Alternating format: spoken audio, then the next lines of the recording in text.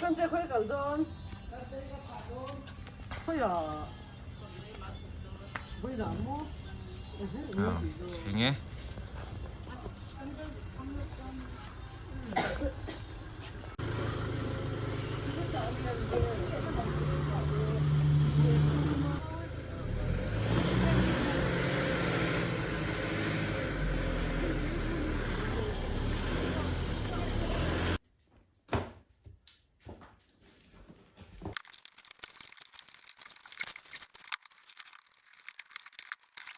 Give back out. Đấy. Give back khi phân loại những tiền. Nice. Give back.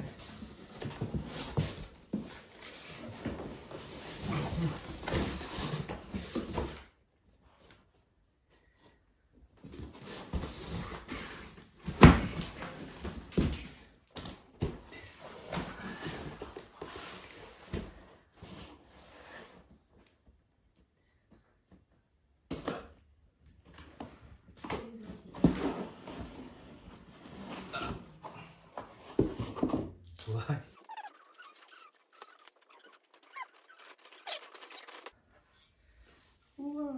Muito.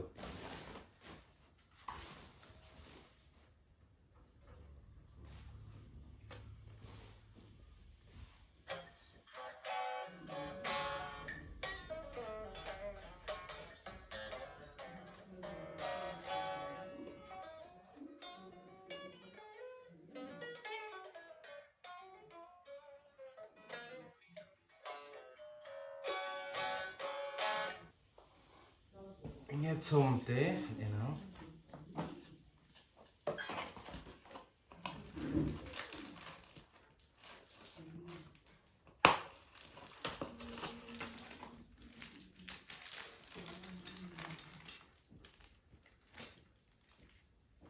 Nghe chôm đi. Oh, hay hi, cái guitar thar masak ber, cái này thar masak ber anh nhá, kan beat siang. Guitar hi kum som ni chuang kaper tong kum som ni chuang kaper to anga ro chu athar ri vai khat ba khala nei lawa guitar thar hi ka guitar thar masak ber ani a second hand liu kala nei liu ti tropan electric guitar pe chu bakha che kala nei second hand mi ta hui ka lei chon kha nia hi athar hlak thì mà cuốn liêu cái này để mà sắp là nhà cắt xuống lẽ này cái anh biết riêng à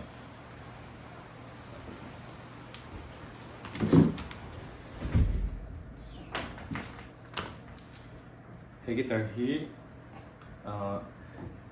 Schecter traditional HSS Nick Johnston signature diamond series này Schecter how hi cái mà không cần lo share đàn à chuan guitar company à chuan metal guitarist how per nasat thin ania an guitar how hi a pian thim te tin a pick up a configuration zong te a design zong a pian zong te le an tum ber po metal de hlek la high gain de hlek la hi an tum thinin ka lo hu thina an guitarist te po hi an artist te po hi metal guitarist hard rock do hlek te an ni tlang hui thina style guitar hi an siam ti hi khalo hrengai bik lo pon maro chu the guitarist ngai san tak Nick Johnston khanin Schecter kha aron pera signature te khan siam sak ta sia khan ka ngai den ta khop ya tin review ke an na sa he guitar hi style guitar aman na phu aman hetiang man rei cha nyang an fak e ma wangin cùng đi xuống cái anh sẽ toán review sang cái nó xuống trong xuống compare Fender Player Series này tôi bảo compare xuống PRS Silver Sky thế sang style guitar sang học compare ta cho nó thuộc là sẽ hay cái này về thảo rồi cái chỉ là tôiรับhay sắp hoin review cái anh tôi cho nó phát em mà bằng cái chặt tôiรับcái base này xuống cái guitar hi Schecter traditional antia Schecter traditional ani HSS ani a body hi mi taksa hi older body ni a guitar tam tak ang tawin older body ani a tichuan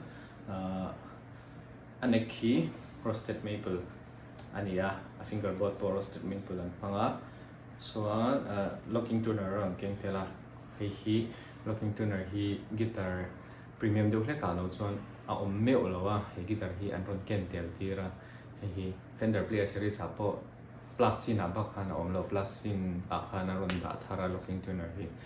Player Series pa ngai ka chuan a awm ngai lo a ema te po a awm ngai lo hi thakop mai tichuan ai chu mai Schecter Nick Johnston a signature hi chi hi awma custom shop kha ama man tak tak ang khai USA siam ani ta he ve thung ero chu affordable deuh hleka an siam man lawm deuh hlek tur kami custom shop ang thei ber trave turan siam kha ni hi diamond series an TP ka hi Indonesia an siam thunga USA custom shop ang thei ber turin design song song aluk suin ang tu Mahse hardware ne te thing te pickup nếu te khai electronics nếu te kha ain ang lawa chu chu ni mai apian le aluk song song suin ang ve kha Schecter ti ain zia da ni ain ang lo po custom shop a chuan capital letter ve kin ain zia ka heta thong chuan ti hian ain zia ka ni chuan ta hian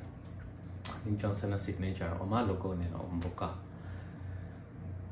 moi re khop mai chuan a in lei hi ka brass circles and tia hmu thei mang lo tatang ka chuan mi thang tan chuan hmu thei mang lo se perh ni na fiat view tho ke ma chuan a lang vek tho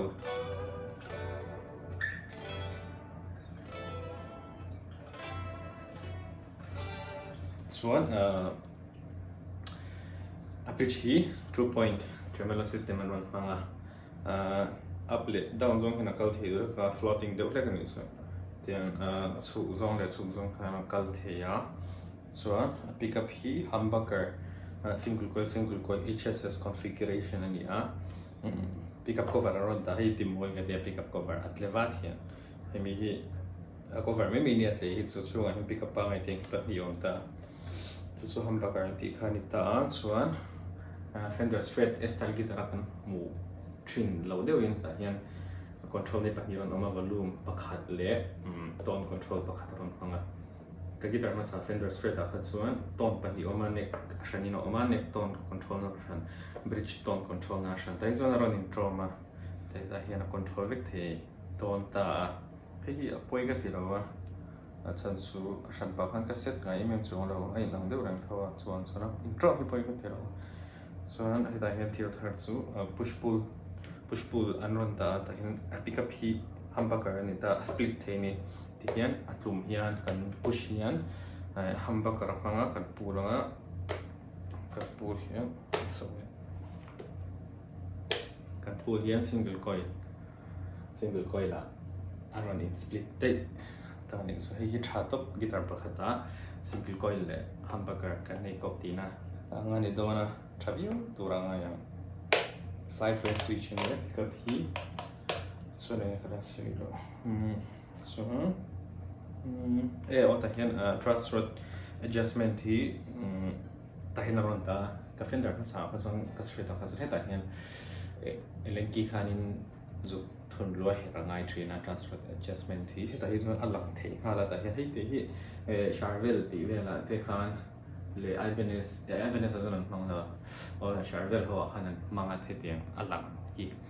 sir ho pohinan mangin ka share he kana tilang changka atilang modern top hi amoi ka ti top hi chuan elenki kha ngai rawa tiang thir khan zu khola dia her mai the ul sam bok hi amoi bok ka ti chu guitar ni phum hi chu ani to ma ta hian jack input hi heta na ron da ta de ya Fender straight ho sai thanga sa ta vi lu ka guitar po heta thanga vi lu khania a boy thla de chu hi wemi bar hian in azuk vai theya je pin kha tai chona fel fai de heta in kal de don hi po hi a thakop mai chuan anek hi a si le mewa vintage C and dia chu Fender straight ho icon pan zo ka tin a fret hi extra 22 extra jump fret ania a hlai de ka so an yield deuh hlek boka fast ne kan tia chu hei engene leak sang deuh hlek te play dong kha an wam big comfort deuh ina play thei big kan ti na nia Mahse straight hose te mina mum deuh hlek ka a cha deuh hlek ni so hei chu pan deuh hlek ka Ibanez style deuh hlek hei chu modern deuh hlek kan siam kha ni bang kha a pan khop mai chu ka ki tar ma sa mai chu aringa chuan anathi hi graphic tag tax na tan manga hi thatna choi a sustain a than tia tas na thau hi bonnet khau boka bonnet ka fender straight ta han kap manga bonnet hi an faklu tu ka to ru tak tak saru ang kan manga ketai chuan in tax ang kan manga hei nge ka hrechi ala ma se hei a than ti khop mai nge an do ni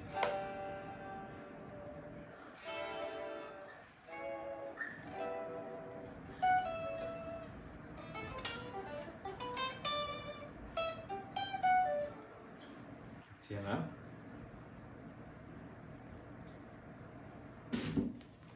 Tersinang, yan doon.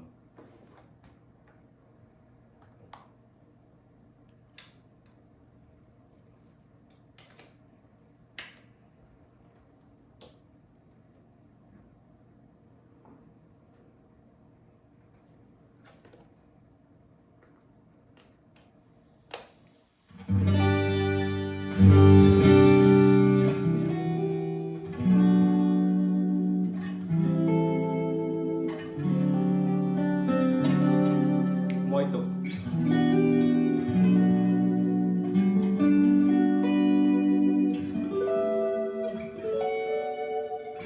Kakak hambak niya.